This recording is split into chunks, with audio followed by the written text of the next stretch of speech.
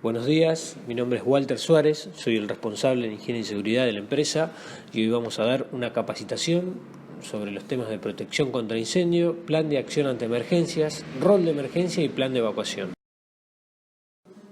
El primer tema que vamos a ver es protección contra incendios, ¿sí? Le voy a explicar un poco lo que es el fuego en sí, cómo se genera y la clasificación de los fuegos que hay. Bueno, en un principio el fuego es una reacción química de combustión que genera luz, calor, brasa, llama y humo, ¿sí? Y está compuesto por combustible, comburente y calor.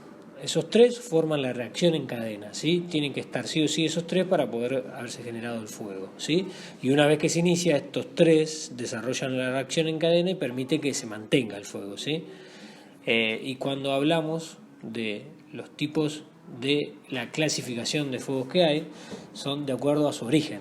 Primero tenemos los clase A, que son los sólidos, son los más comunes y implican a la presencia de papel, madera, telas, entre otros, ¿sí? Y estos cuando se prenden fuego generan brasas, ¿sí? Después están los clase B, que son líquidos y gases, habitualmente involucran aceites, pinturas, gases, son líquidos inflamables.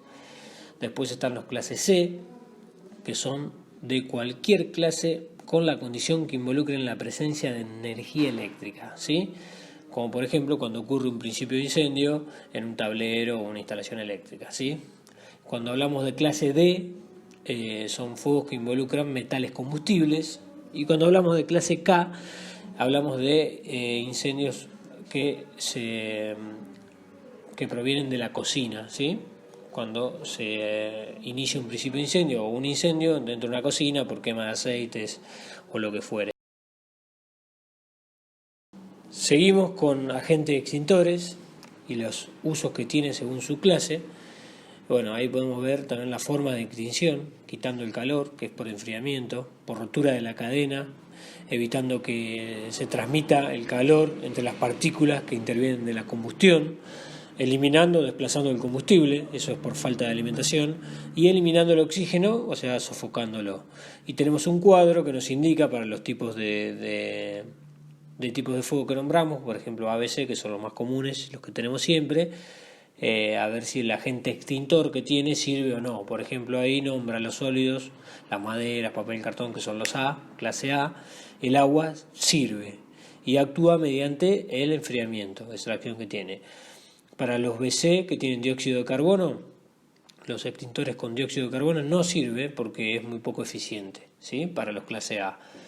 Para los ABC que tienen polvo, que son los que mayormente vemos, sirve porque se funde el polvo entre los elementos, ¿sí? Cuando vamos al siguiente, el segundo, que es clase B, los fuegos clase B, que son los líquidos inflamables, el agente A, que es el agua, no sirve porque lo que hace es esparcir el combustible. Los que tienen dióxido de carbono sí sirven porque sofocan y desplazan el oxígeno, y los ABC sirven porque rompen la cadena de combustión, ¿sí? Y al último, el tipo fuego C, que son para los de energía eléctrica, el A no sirve porque el agua conduce a la electricidad, así que no podríamos usar un extintor tipo A con agua, con agente extintor de agua. Los BC sirven porque no conducen a la electricidad, y los ABC sí nos van a servir también para si tenemos un principio de incendio en clase C porque no conduce a la electricidad.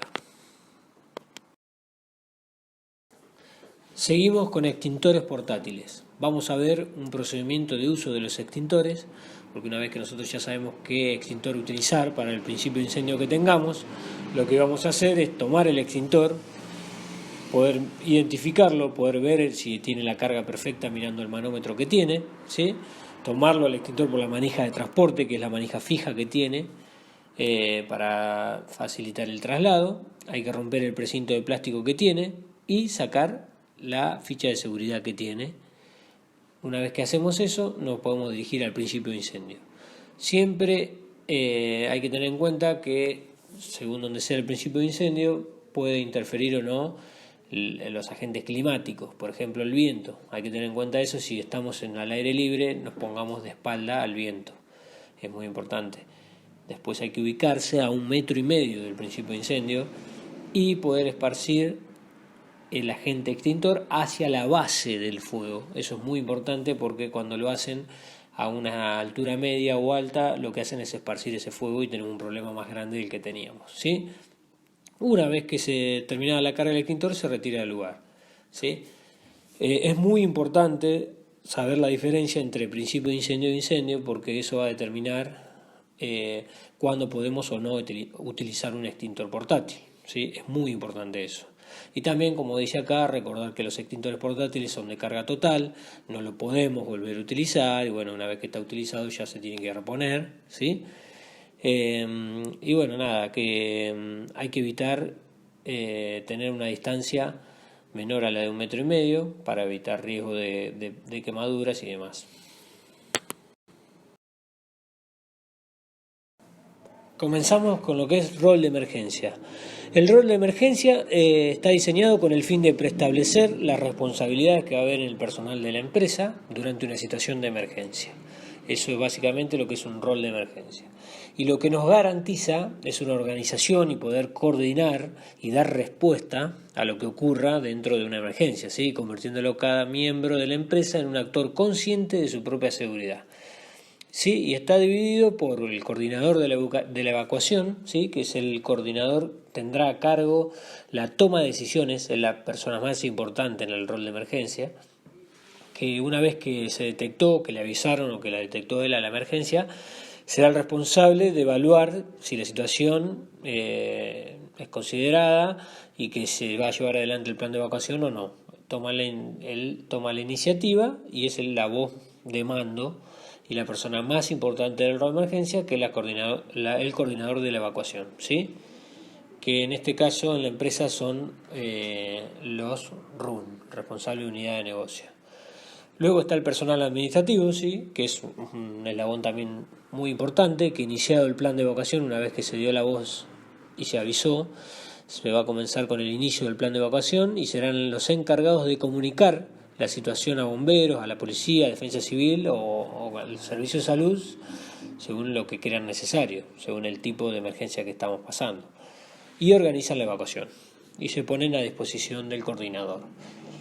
Luego están los encargados de taller, sí, que tienen un rol también muy importante, que es el del corte de los suministros de gas y electricidad, cuando el coordinador de la evacuación se lo indique. Entonces están para hacerlo, pero siempre a cargo del coordinador.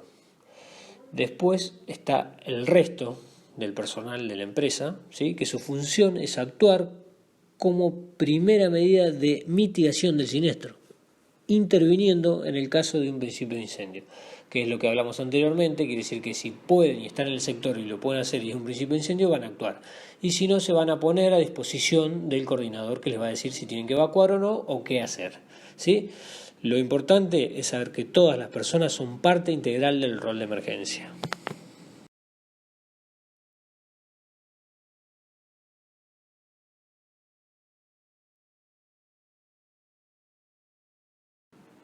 Por último, vamos a ver el plan de evacuación en sí y las etapas que tiene el mismo, ya una vez tenido en cuenta el rol de emergencia y el rol que tiene cada una de las personas dentro de la empresa, ¿sí?